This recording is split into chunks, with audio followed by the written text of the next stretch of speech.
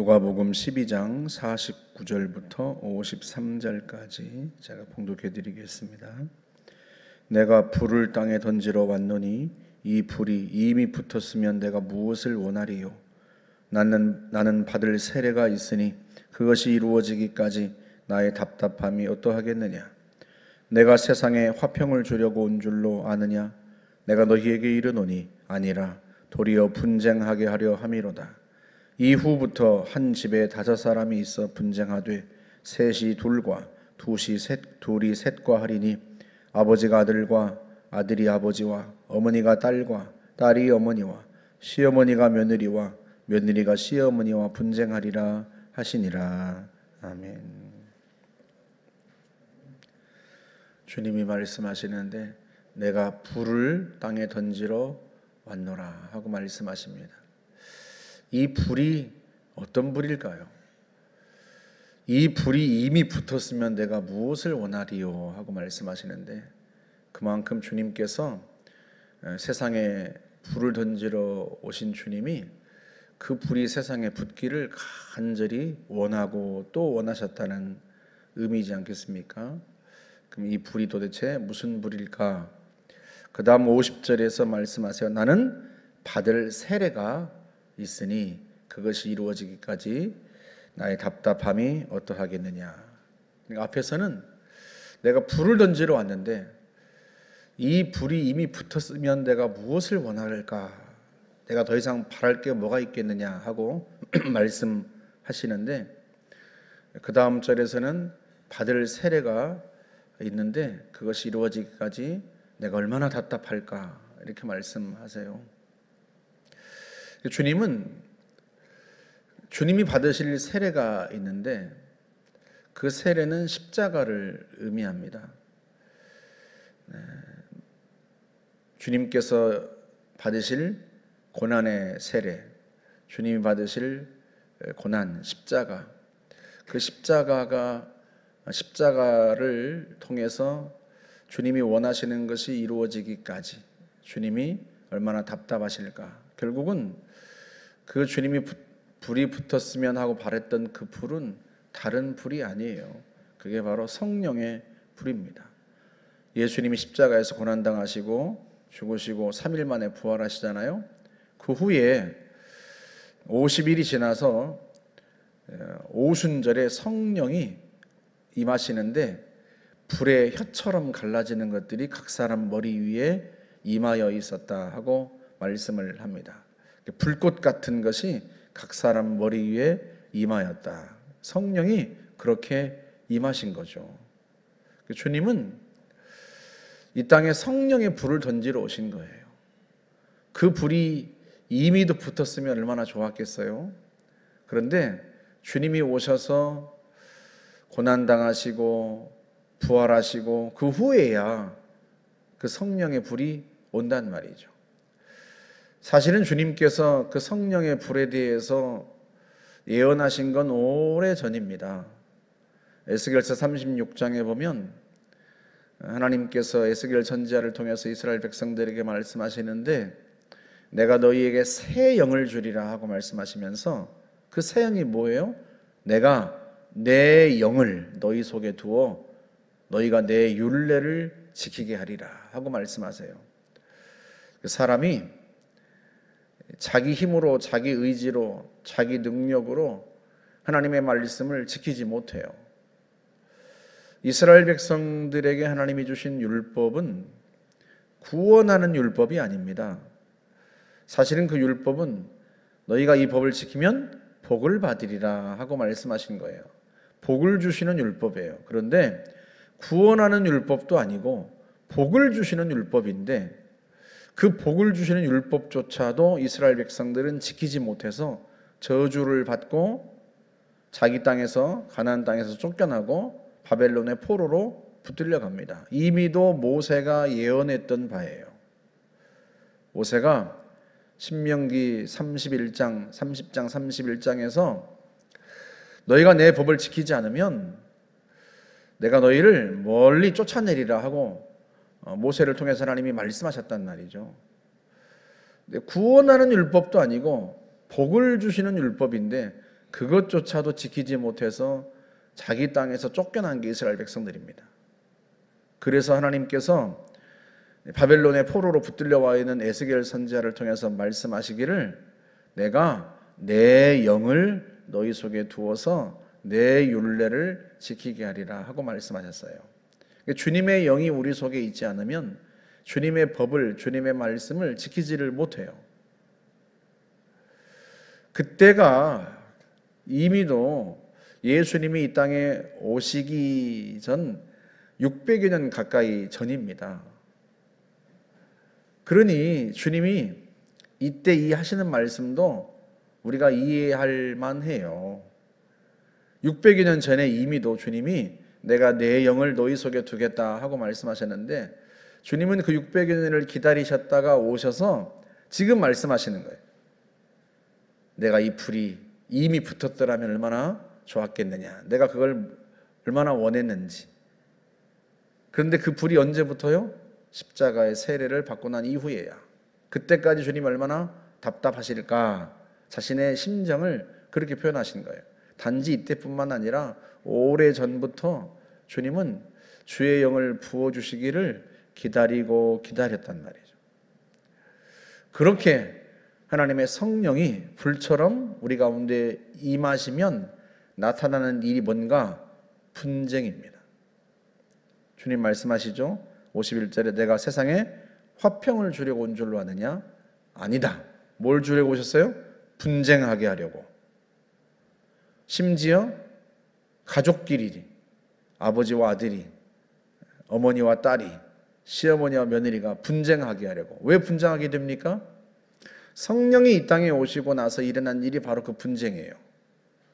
유대인들이 서로 분쟁하고 심지어 죽이고. 왜 그래요? 빛이 이 세상에 왔단 말이죠. 빛이 이 세상에 오면 당연히 전쟁이 벌어지게 되어 있습니다.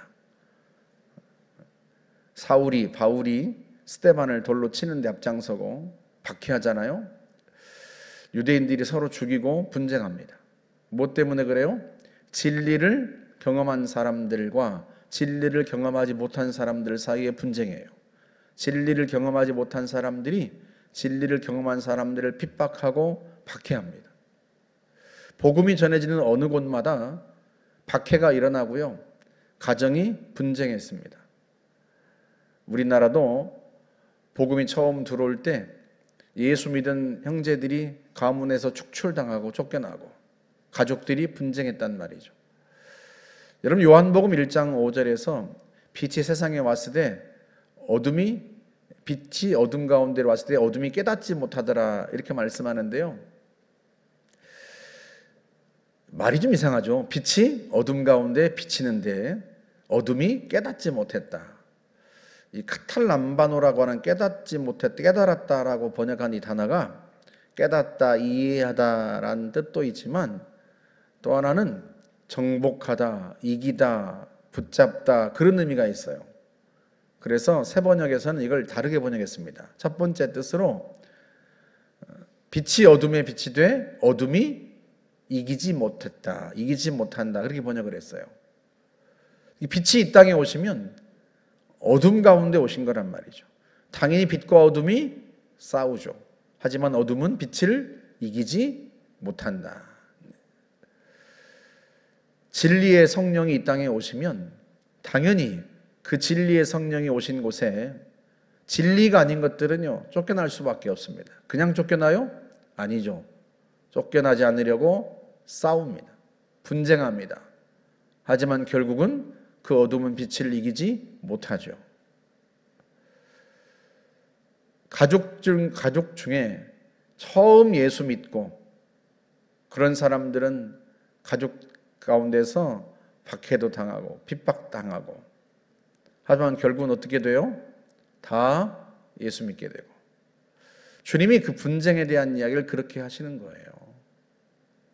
마태복음 10장에는 이 똑같은 말씀 다음에 세 구절이 덧붙여 있어요.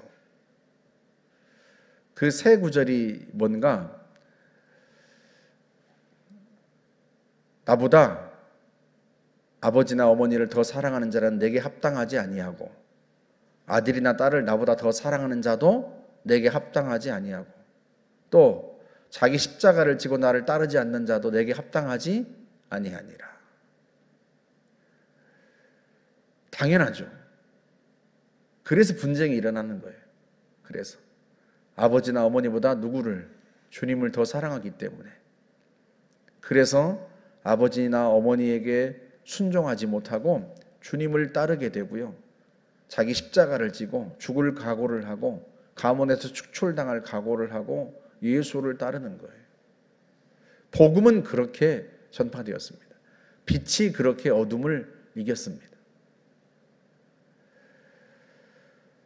가족을, 부모님을, 자녀를 예수보다 더 사랑했다면 예수 믿는 걸 포기했겠죠. 아버지나 어머니가 예수 믿지 마라 하고 윽박지르고 핍박했을 때 아버지나 어머니를 더 사랑했다면 당연히 예수 믿는 걸 포기했겠죠. 그러지 않겠습니까? 저 역시도 신앙 일대여서요. 저부터 예수를 믿었는데 제가 신학교 간다고 하니까 우리 아버지가 우시고 동생은 저한테 형이 어떻게 우리를 배신할 수 있느냐고. 집이 어려웠으니까 동생은 저보다 더 똑똑했는데 제가 대학 가라고 자기는 기계 공부를 갔단 말이죠.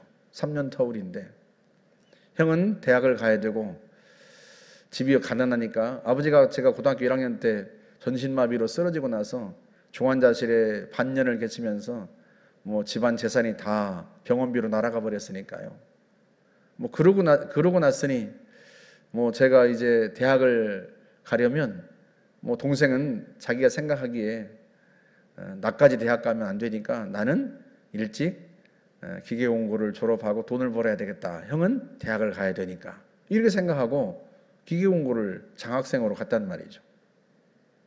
근데 형이 대학을 가는 게 아니라 일반 대학을 가는 게 아니라 신학교를 간다고 하니까 동생이 어떻게 형이 우리를 이렇게 배신할 수 있느냐고 그러고 아버지도 그러시고 제가 아버지나 우리 동생을 예수님보다 더 사랑했다면 그래 가족들이 나만 보고 살아왔는데 내가 어떻게 가족을 배신하고 신학교를 갈 수 있겠어 하고 포기했겠죠.